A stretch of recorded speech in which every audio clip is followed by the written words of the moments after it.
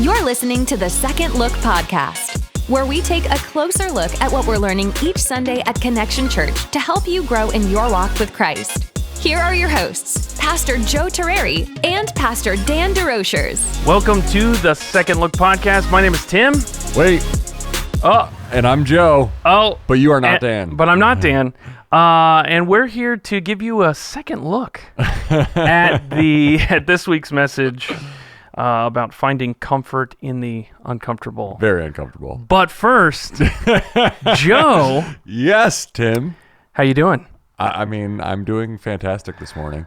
Joe. Yes. Yesterday, in the message at the very beginning, we talked a little bit about road rage. Yes, we did. And you cited a survey of 1,000 drivers. Yes. Well, I pulled that survey up, and I thought maybe we could take just a minute to go through some of the other fun statistics. Oh, that sounds found great. in the survey. Okay, so I just want to clarify. Yeah. The survey was real. It's a real survey. I found it. No, right, I found. good. All right, good. I found it. The same survey. I was like, that wasn't what I like to call a preacher story, where it may be true, it may not, but please don't ask. Who's to say? Yeah, who's to say? All right, good. No, okay. Yeah. So this was a survey of over 1,000 drivers, and also they did some research on Twitter, evidently. so there's a very reliable place to do research. Yeah. So first, specifically, I thought we could just highlight they found what they believe is America's crankiest cities. Now, this is a survey from Circuit. There's an app called Circuit. I think it's a map thing. So this is from GetCircuit.com. Not a sponsor. Okay. They did a survey of they kind of figured out what the top 20th cities per 1,000 people. Okay. Or sorry, per 100,000 people. So it's not per capita, but it's okay. And Joe, do you want to know what was 10th on the list? Philadelphia. Buffalo, New York. Buffalo, New York is not a cranky city. Buffalo, New York was the 10th on the list. For crankiest? Yes. Listen, I want to say something publicly. Okay. Well, at least publicly on the Second Look podcast. Okay. All right.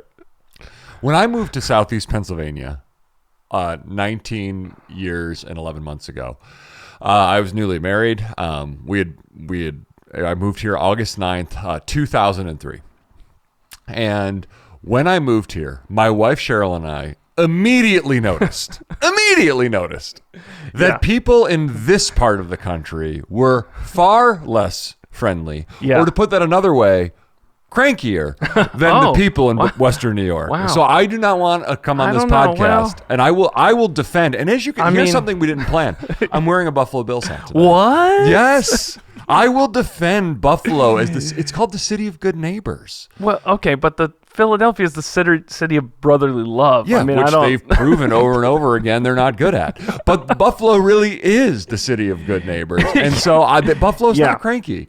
Yeah. I mean, talk about wrath. I'm about to have some. I guess according to that fact might have been found through Twitter, evidently. If I start arguing against, but here's the double bind that I made. Yeah. If I start arguing against these statistics, my entire sermon illustration from yesterday morning falls apart. Like now I'm challenging the integrity of the people who did the poll that I did. Yes. I mean, number one was evidently Eugene, Oregon. So Eugene, Oregon. I don't know what that's about. Liberalism does make you crazy. All right. I don't know. Let's see. There was another stat I wanted to... a percentage who admitted doing these things while driving. 29% admitted to singing loudly to the radio. I mean, that's scandalous. 29%? Yeah. Yeah, that's good. 40% admitted to speeding. We know that it's higher. 40%? We know it's higher, yeah. That's the biggest lie I've heard since 2020. Yeah. And then you had spoken about firearms. 40% of people admit to carrying a firearm. Yes. 50% a knife.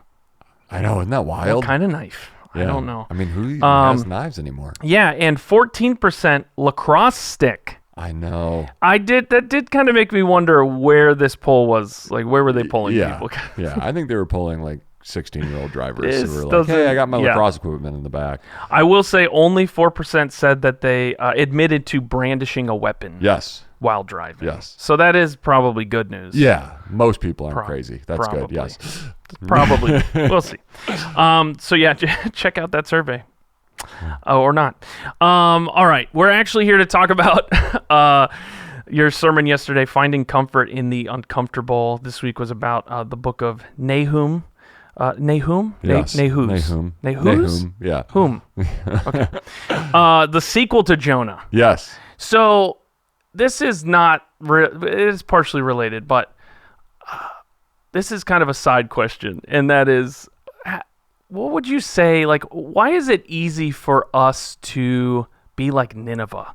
So when we're comparing, like, the Nineveh found in Jonah and comparing Nineveh found, like 100 years later or something, why is it so easy for people to be like Nineveh? I actually think there's a lesson there, and I almost went. The question you're asking is actually something that I almost made an entire sermon point. I went in a little bit different direction with my message. Yeah. But I was actually, one of the things I thought about incorporating was just the reality of how spiritual vitality does not get automatically passed to the next generation. Okay, yeah. And so as the people of God, one time I heard someone say that we are always only one generation away from extinction. Right. Now, that sounds very extreme, and I think God is far more faithful than that. But the sentiment is, there's some truth to it, and it's this. It's that if one generation doesn't pass along their faith to the next generation, you can see, even over the course of a century, and in the whole scheme of human history, 100 years is not a long time, that Nineveh's repentance, and their repentance seemed very genuine. Right. I mean, they even had the cows repenting. So everyone was repenting in the book of Jonah. So there was a genuineness there. So I think a temptation is to be like, oh, yeah, well, look, they didn't even repent. It's like, wait a minute. Yes, they did. Yeah. Like things have changed a lot in a lot of family trees over the last 100 years, right? Yeah, and a lot right. So I actually think there's a parenting lesson there. There's a lesson for the church there, that we need to make sure that we're investing our faith into the next generation, and every generation has a responsibility to pass along their faith to the next generation. And here's what maybe it's going to sound like a rebuke, but it seems to me that sometimes, and this happens culturally and in the church, we're more critical of the next generation than we are interested in passing along our faith. Their faith is going to look different. How they express it may look a little different, and how they do church may look a little different. Yeah. And, their values may be a little different. And at the same time, every generation has a uniqueness. But instead of judging the next generation and thinking like, oh, they just don't get it like we did, it's like, well, that's the problem with humanity. We're always blind to our own blind spots and think we're nailing it. And so I think that as God's people, there is a lesson here in the book of Nahum about passing our faith along to the next generation. Yeah, that's good. That's good. So yeah, we spoke through yesterday. You spoke through God being jealous. God is avenging. God has wrath. Yeah.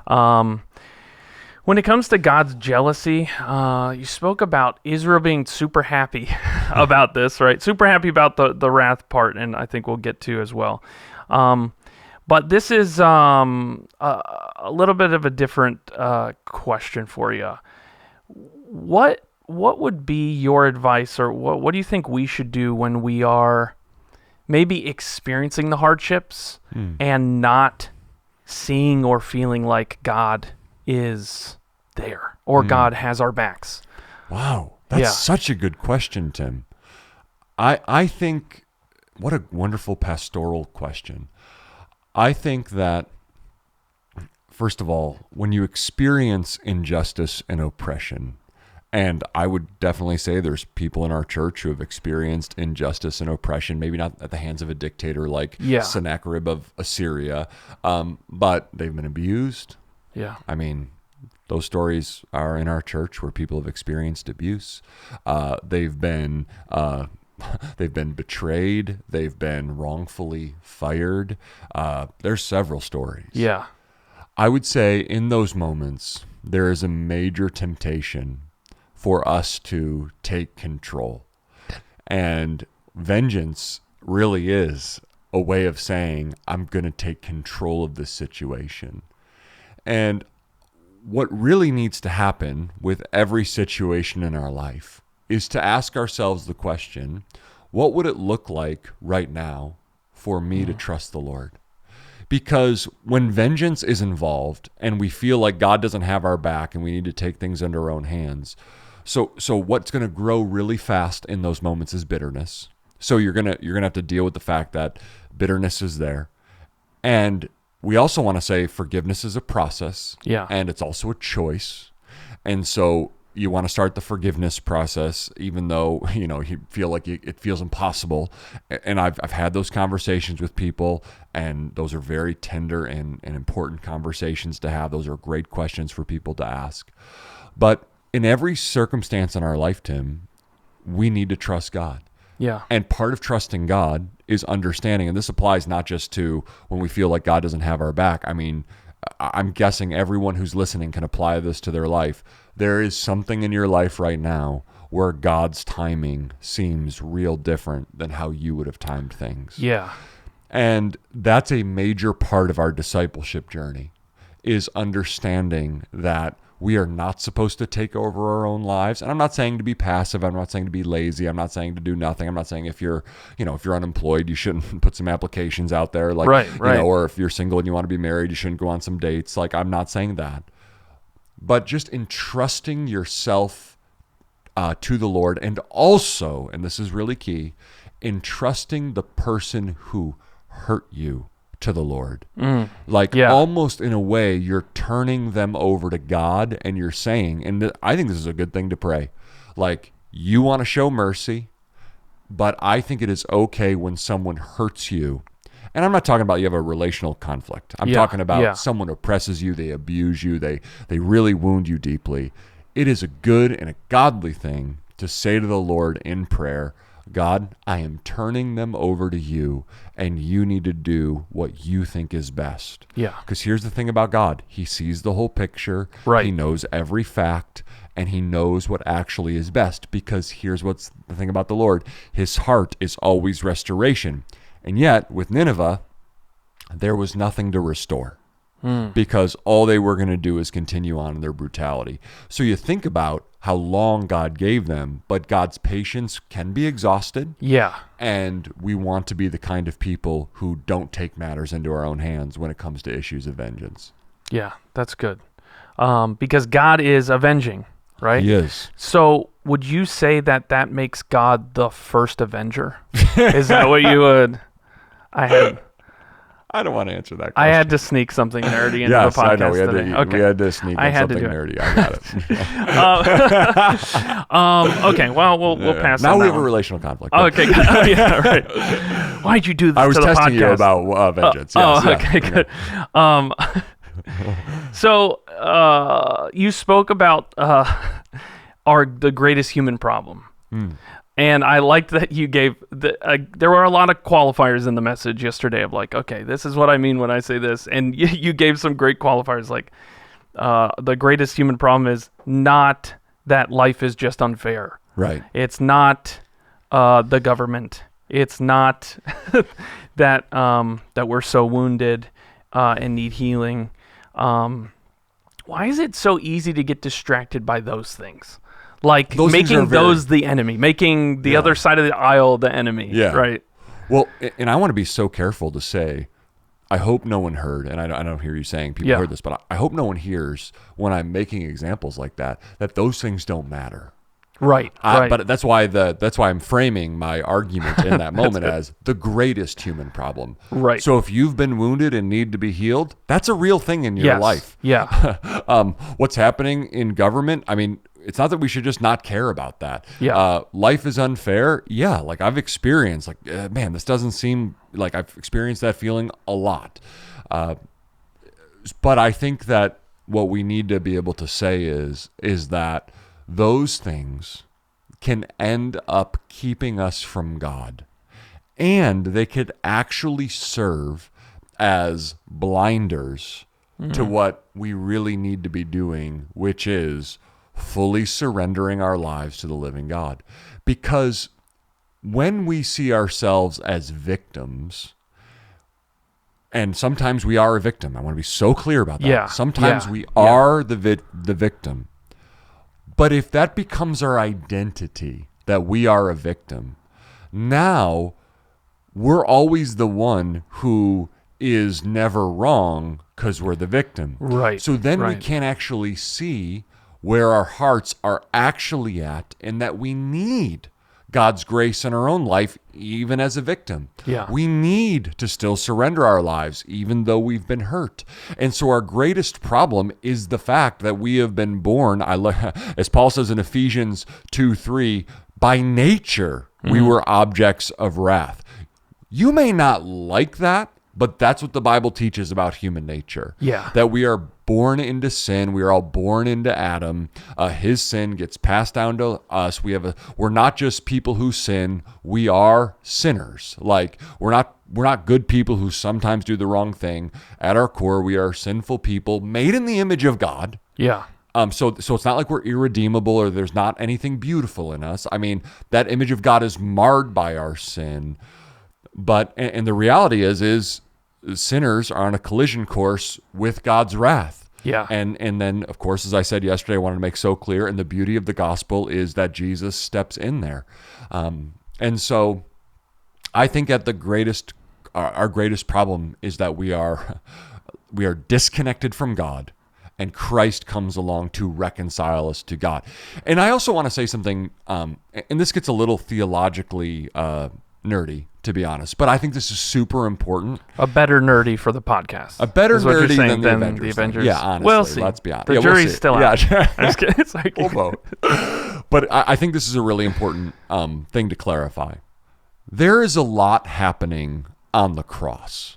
yeah. So I would say, and then I want to make this clear, that Jesus absorbing or satisfying the wrath of God or the justice of God on the cross is not the only thing that's happening on the cross. Yeah. Meaning Jesus is also reconciling us. He's also as Mark 10:45 says, he came to give his life as a ransom for many.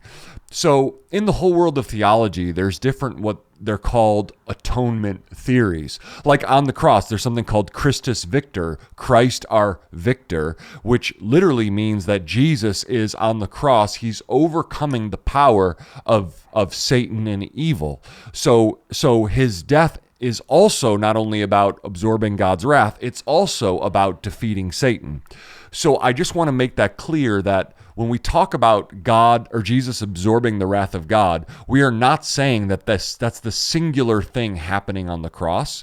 But in the context of yesterday's message, who can withstand his indignation? Who can withstand his fierce anger? That was an appropriate application of that particular facet of the atonement. So in the same way that I said God's character, and I didn't say this in the first service, I said it in the next two, that God's character is like a diamond and it has different facets to it. So wrath is not the only part of who God is. It's only an aspect of who God's character.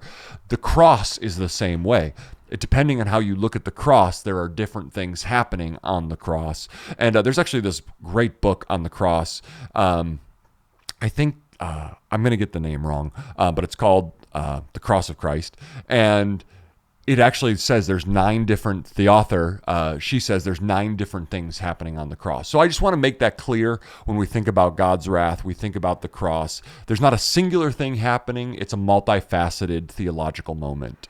That's good. Yeah, and people can get really hung up on one facet at a time, right? Yeah, I would say early in my ministry, that's pretty much all I talked about is one facet. And then I've had people along the way kind of help me. And, that's why friendship and community is so important. And so, I don't want to just say that the gospel is not just Jesus absorbs the wrath of God. Right. The gospel is not just that one dimensional. Yeah. But I want to be so clear, it's part of it.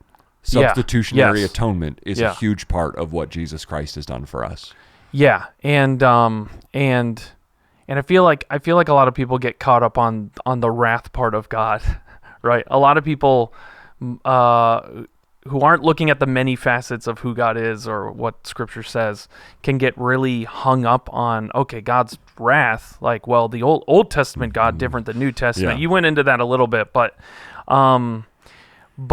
what do you think are some reasons people struggle with that, with God's wrath? Well, I think that there's some tough stories in the Old Testament about God's wrath. Yeah. I mean, the book Yeah. of Judges, that's a tough read. God asks Israel to wipe out whole people groups. Yeah. Those things are tough. That's real stuff that I would say it's fair to ask questions about that. Yeah. Now, I don't think we have total perspective, and I think sometimes we end up in this place of judging God when it's like, yeah, you're not living in Israel at that time, seeing the brutality of these people who are trying to literally cut Israel off at the knees, so that all of salvation history comes to a grinding halt. Yeah, So sometimes the things that we struggle with, it's like, yeah, you understand this is part of the story, right? Like this is part of salvation history, how God was working to redeem the world through Christ, and it's bloody. Yeah. It's bloody along the way. Yeah. And we may not like that, but it's how it happened. Yeah. So I think there's some fair questions that people ask. I also think that sometimes we only get one picture of God's wrath, and so we don't understand that God is love and that he has wrath. And so we get hung up on the fact that we don't want a God of wrath, when in actuality, intellectually, I don't think anyone actually wants that. So I think we have struggled with God's wrath because we fail to understand where God's wrath fits in the totality of his character. Yeah. I think there's some, and I don't know everybody's heart, I think there's some at the end of the day, like I want to say, we don't like God's wrath because I think in our heart of hearts we know we deserve it. Yeah. And I think, I mean, I would say that about me. Like I can see who I am, and I can see, like I'm a good guy. I love my wife. I love my kids. I'm trying to walk with Jesus as close as I can, but yet I see things in my heart and in my motives and it's like, wow, like if it wasn't for Christ, where would I be? Yeah. Yeah. Yeah. And I just see Christ's work in me. But I think that we struggle with God's wrath because I think we know. I actually think we know that God is real and God is great. And Paul says in Romans 1 that who God is plain to us through creation. His divine power and glory can be clearly seen as what he has made. And so we see this God, and Nahum brings us out, this all-powerful God who we have to give an account to. And I think we don't like God's wrath because we actually don't want to be accountable. Yeah. Because at the end of the day, we are rebels. And not everyone may agree with this, but our deepest issue is that we have authority issues. Yeah. Like that's what we see in the garden. We see a spurning of God's authority. And we are people who don't like to live under God's authority. So I think God's wrath really is a struggle for a lot of folks. And I think there's myriad of reasons, but I think authority, I think knowing we deserve God's wrath, I think not fully understanding who God is in totality, I think those are some reasons why people struggle with the wrath of God. Yeah, and... and I'll say one more thing. One final thing about that. One. I think people struggle with the wrath of God because they've been hurt by angry people, and they don't want to think of God that way. Yeah. And I tried to work real hard yesterday to say that God's anger is not a fly off the handle, self-centered, self-absorbed, I'm going to hurt you kind of interpersonal anger that many of us have experienced in our life. Or like hot-headed, I think you went into. Correct.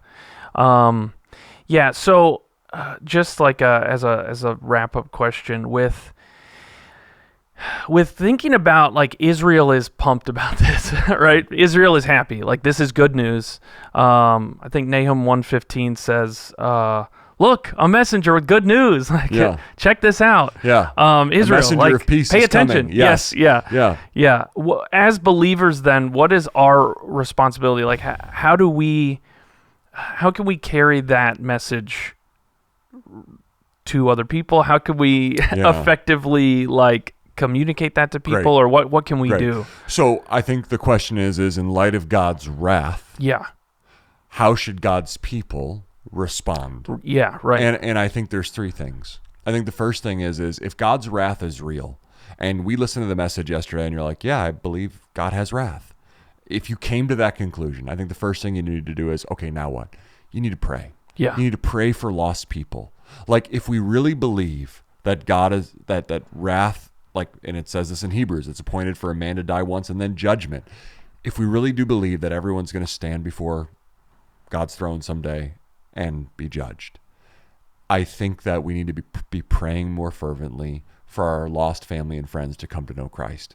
I think the second thing we need to do is we need to be people who invite others to church, share the gospel. Yeah. Maybe you're like, I could never share the gospel with someone. You could, but if you don't want to start there, invite them to church, because at Connection Church, they're going to hear about Jesus. Yeah. And they're going to hear the good news. Week in and week out, they're going to hear the good news. So I think we need to have a missional aspect to who we are as the people of God. And I also think, and this is going to, like, we do this as a family. Like, I think giving to the Gospel Partnership Initiative, where we're sending out missionaries, supporting missionaries around the world where they can share the good news with people who've never heard. We want to be invested in that because we believe that we really want people to know Christ. Yeah. Like, here's the disposition of the Christian. I don't want anyone to experience God's wrath. I don't want anyone to experience God's judgment. Yeah. I want people to know Christ. I want them to know the goodness of Jesus that I know, the grace and the mercy that I know. Like, that's the heart of God towards people. That should be our heart towards people. And then I think the third thing we should do is just embrace the reality of who God is. Yeah. I don't think we should be the kind of people who are trying to, like, lessen things about God or kind of like keep this aspect of God's character like in a closet somewhere. Yeah. We should just be like, no, this is who God is. Yeah. And you need him, and we need him. Yeah. And shouldn't we give the scriptures the right to tell us who God is instead of us imposing our own thoughts on who we think he should be? Yeah. Yeah. Do you think if we embrace that reality better, maybe if the people of Buffalo, New York would embrace that reality better, they would be less cranky drivers? Yeah. Or I think Buffalo is an incredible place. Oh, okay. That's how I want to leave it. Oh, okay, good. I Okay, will defend excellent. them till the end. All right, awesome. Well, this has been the Second Look podcast with Tim and Joe.